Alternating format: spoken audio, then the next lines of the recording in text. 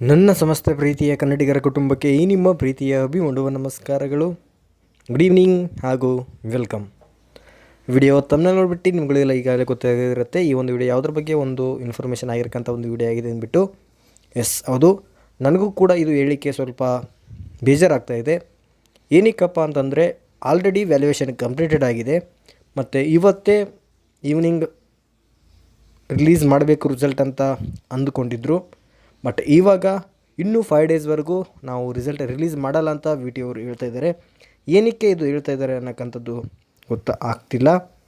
So ಒಂದು clarification ಏನು ಅಂತಂದರೆ, ನಿಮ್ಮ ಒಂದು ರಿಸಲ್ಟ್ ಇವತ್ತು ಬರೋಲ್ಲ, ನಾಳೆನೂ ಬರೋಲ್ಲ, ನಾಡಿದ್ದು ಬರೋಲ್ಲ. ಇನ್ನೂ 5 ಡೇಸ್ವರೆಗೂ ವಿ ಟಿ ಅವರು ರಿಲೀಸ್ ಮಾಡಲ್ಲ ಅಂತ ಅಂತಿದ್ದಾರೆ. ಏನಕ್ಕೆ ರೀಸನ್ ಏನು ಅವರು ಹೇಳ್ತಾ ಇಲ್ಲ. ಸೊ ಇನ್ನೂ 5 ಡೇಸ್ವರೆಗೂ ನಿಮ್ಮ ಒಂದು 3rd ಸೆಮ್ ರಿಸಲ್ಟ್ ಅನ್ನೋಕ್ಕಂಥ ಒಂದು ಏನು ಕ್ವಶನ್ ಇರುತ್ತೆ ಅದನ್ನು ತೆಗ್ದಾಕಿ ಬಿಡಿ. So after 5 days we T ಅವರು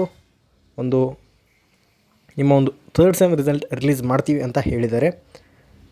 ಸೊ ಅಪ್ಡೇಟ್ ಪ್ರಕಾರ ಇವತ್ತು ಈವ್ನಿಂಗ್ ರಿಸಲ್ಟ್ ಬರಬೇಕಿತ್ತು, ಬಟ್ ಅವರು ರಿಲೀಸ್ ಮಾಡಲ್ಲ, ನಾವು 5 ಡೇಸ್ ಆದಮೇಲೆ ಮಾಡ್ತೀವಿ ಅಂತ ಹೇಳ್ತಿದ್ದಾರೆ. ಸೊ ಇದು ಒಂದು ಕನ್ಫರ್ಮ್ ಕ್ಲಾರಿಫಿಕೇಷನ್ ಕೊಡಬೇಕಿತ್ತು ನಿಮಗೆ, ಯಾಕಂದರೆ ಎಲ್ಲರೂ ಈ ರಿಸಲ್ಟ್ಗೋಸ್ಕರ ವೇಟ್ ಮಾಡ್ತಿರ್ತಾರೆ ಅಂತ ಅಂದ್ಬಿಟ್ಟು. ಅದಕ್ಕಾಗೆ ಮತ್ತು ನಾಳೆನೂ ಕೂಡ ವೇಟ್ ಮಾಡ್ತಾರೆ.